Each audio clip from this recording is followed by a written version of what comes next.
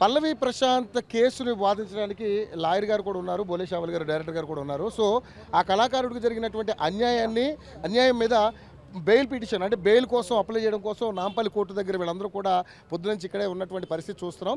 So నిజంగా ఒక కళాకారుడికి జరిగిన అన్యాయం మీద మరి లాయర్ గారు ఏ విధంగా స్పందిస్తారో ఆయన మాట్లాడి తెలుసుకునే ప్రయత్నం చేద్దాం. లాయర్ గారు, పల్లవి ప్రశాంత్ గారికి బెయిల్ అప్లై చేశారు. సో తోటి కళాకారులు అందరూ కూడా వచ్చారు.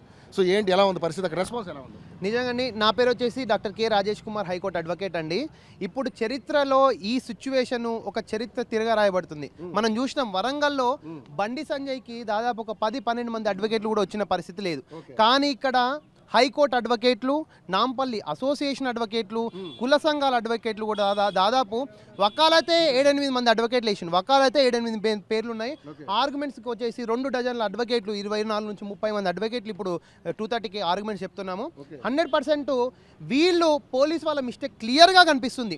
ఒక ఎఫ్ఐఆర్ కాపీ లేదు, కంప్లైంట్ కాపీ లేదు, డైరెక్ట్గా తీసుకుపోయి 10:30కి మేము అక్కడ పిచ్చోళ్ళలాగా 48 గంటల నుంచి ఎస్హెచ్ఓ గారికి ఎఫ్ఐఆర్ కాపీ అండి, మా పని యాంటిసిపేటర్ వేసుకుంటాము, నేను వినోద్ గారు, బోలే శ్యామ్ గారు అందరూ చాలామంది రిక్వెస్ట్ చేసినా సరే వాళ్ళు మాత్రము నిమ్మకు నీరెత్తినట్టు చాప కింద నీరులా ప్రవర్తించి జడ్జి గారి ముందర ప్రొడ్యూస్ చేసిండ్రు. రిమాండ్ డైరీ కూడా అడ్వకేట్లకు కూడా కాకుండా ఫ్యామిలీ వాళ్ళకి కాకుండా ఎవరో one of the out side పర్సన్కి ఇచ్చేసి అతను ఇంటికి వెళ్ళిపోతూనే మళ్ళీ రిమాండ్ కేసు ఇక్కడ తీసుకొచ్చి మరి నైటు నిద్రపోకుండా, బోలే శ్యామ్ గారు కూడా నైటు నిద్రపోకుండా, మేమందరం కూడా అడ్వకేట్ల నైట్ నిద్రపోకుండా డ్రాఫ్టింగ్ చేసుకొని ఇప్పుడు ప్రిపేర్ చేసుకోవడం జరిగింది. నిజంగా ఈ సెక్షన్స్ అనేటివి అసలు నా చరిత్రలో నా కెరీర్లో ఇన్ని సెక్షన్స్ ఉన్న పెద్ద కేసు అయితే ఇదే అండి. 9 అర డజన్ అంటే 30 డజన్ కేసులు సెక్షన్స్ ఉన్నాయి. దాదాపు 9 148, 149, 147, 290, 353, 427 rid with 149, 3 of PDP act 119, 177 ఇన్ని సెక్షన్స్ అండి అసలు ఒక సామాన్యుని మీద. అది ఓకే, అంటే దీన్ని ఏ విధంగా చూడొచ్చు? ఇది పోలీసులు అత్యుత్సాహం పోలీసు అత్యుత్సాహం కాదు, ఇప్పుడు ఇంటెలిజెన్స్ పోలీస్ డిపార్ట్మెంట్ అవేర్నెస్ లోపం వల్ల జరిగింది. ఇప్పుడు నిజంగా పోలీస్ డిపార్ట్మెంట్ అక్కడ కావాలంటే 144 సెక్షన్ ఎంతసేపు అండి, 10 నిమిషాల మీరు ఆర్డర్ పెట్టుకోవచ్చు. అట్లీస్ట్ ఈ పరిసర ప్రాంతాలకు రావద్దు, అల్లర్లు అయ్యే అవకాశం ఉంది, ఒక 4-5 పోస్టర్లు పెట్టింటే అసలు ఈ లొల్లే లేకుంటుండే.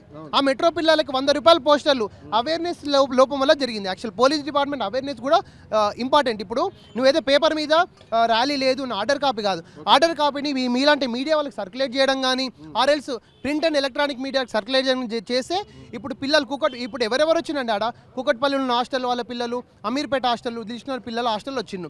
సో వాళ్ళ వల్ల జరిగింది. ఇప్పుడు మొత్తం సర్క్యులేట్ చేసిన పేరెంట్స్ కూడా వాళ్ళకు అంటే కస్టడీ చేస్తుండే, అక్కడ కట్టుదిట్టం చేస్తుండే, వాళ్ళకు కూడా అమ్మ బ్యానర్లు ఒక భయం క్రియేట్ అవుతుంది. అట్లీస్ట్ వీళ్ళు ఏదో మొత్తం అయిపోయినాక వీళ్ళు సంసారం చేస్తా అంటే ఇట్లే ఉంటుంది పరిస్థితి. ప్రభుత్వ ఆస్తులు ధ్వంసం చేశారనే ఉద్దేశంతో పోలీసులు ఎన్ని చేశారు? కరెక్టే, మేము 100% ప్రభుత్వ ఆస్తులు ధ్వంసం చేసిండు. పోలీసు వాళ్ళు కూడా కరెక్ట్గానే పెట్టిండు. ఇప్పుడు వాళ్ళు కూడా 3 రోజులు మొత్తం వీడియోలన్నీ చూసిండు. కానీ ఒక అవేర్నెస్ పెట్టింటే అసలు ఏ ఆస్తి కూడా ప్రైవేట్ ఆర్ ప్రభుత్వం ఏ ఆస్తి కూడా ధ్వంసం చేసేది కాదు కదా.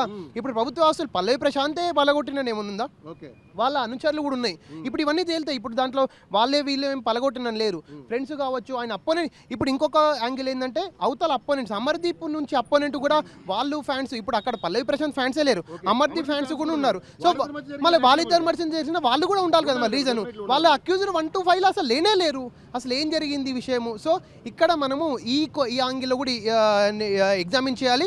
ప్లస్ బిగ్ బాస్ యాజమాన్యం వహించిన అంటే నిర్లక్ష్యాన్ని కూడా బ్రింగ్ చేసుకోవాలి. ఇప్పుడు నాగార్జున కానీ మా టీవీని కూడా ఇన్వాల్వ్ చేయాలి ఫ్యూచర్లో. ఓకే, సో దీని మీద కూడా చాలా మంది మాట్లాడుతూ ఉన్నారు. సో నిజంగానే మరి అంటే బెయిల్ వచ్చే అవకాశం ఉందంటారు? 100% వస్తుందండి. లేకపోతే next step as per law procedure ప్రకారము ఇక్కడ first, second, third bail, then high court. We are prepared for everything. మాకు ఇప్పుడు సపోర్ట్ కూడా ఉన్నారు, సినిమా ఇండస్ట్రీ సపోర్ట్ కూడా ఉంది. ఓకే, సో చూసుకున్నాం మొత్తానికైతే అంటే ఒక క్రిమినల్కి అన్ని కేసులు పెట్టారు.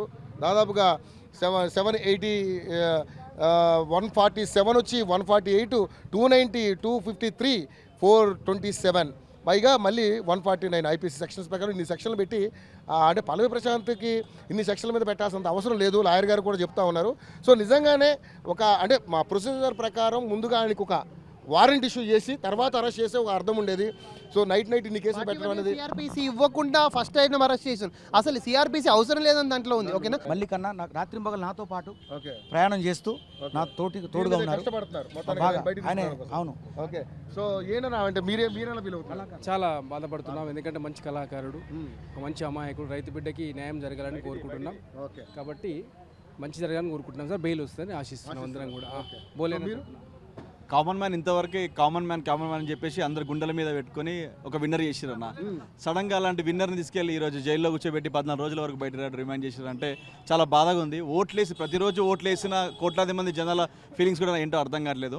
కానీ సామాన్యుడికి కప్పు ఇచ్చినప్పుడు సెలబ్రేట్ చేసుకోవాల్సిన టైము, అలాంటిది ఈ సిచ్యువేషన్ ఏది కోట్ల చుట్టూ వాళ్ళ పేరెంట్స్ చూస్తుంటే కూడా చాలా బాధ అనిపిస్తుంది.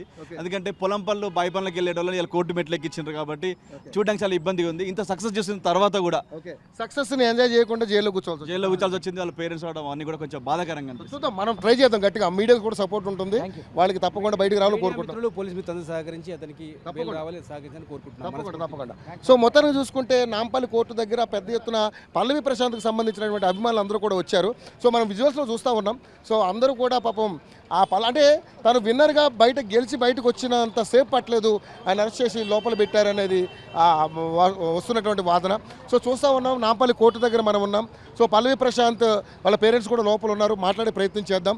సో లాయర్ గారు చెప్పినటువంటి ప్రకారం ఇన్ని సెక్షన్లు పెట్టడం అనేది దారుణం అని చెప్పేసి ఆయన కూడా మాట్లాడుతున్నారు. పోలీసు ఎవరైతే అరెస్ట్ చేయడానికి వెళ్ళినప్పుడు కనీసం వారెంట్ కూడా ఇష్యూ చేయకుండా నైట్ ఆయన మీద ఇన్ని కేసులు పెట్టడం అనేది దారుణమైనటువంటి సందర్భంగా కూడా వాళ్ళు అభివర్ణిస్తూ ఉన్నారు. సో బోలేషావలి డైరెక్టర్ గారు కూడా చాలా దిగ్భ్రాంతి వ్యక్తం చేస్తారు. ఎందుకంటే ఎంజాయ్ చేయాల్సిన అతను, అంటే ఈ గెలుపుని ఎంజాయ్ చేయాల్సిన అతను ఈరోజు జైల్లో 14 రోజుల రిమాండ్లో తను జైల్లో ఉండడం వల్ల చాలా బాధపడుతున్నటువంటి ఆ కళాకారులందరూ కూడా బాధపడుతూ ఉన్నారు. సో అతను బయటికి రావాలని బెయిల్ కోసం అప్లికేషన్ పెట్టారు. ఇప్పుడు నాంపల్లి కోర్టు దగ్గర అందరూ కూడా ఆయన అభిమానులు కూడా వచ్చి ఉన్నారు. సో చూద్దాం ఏం జరగబోతుంది అనేది.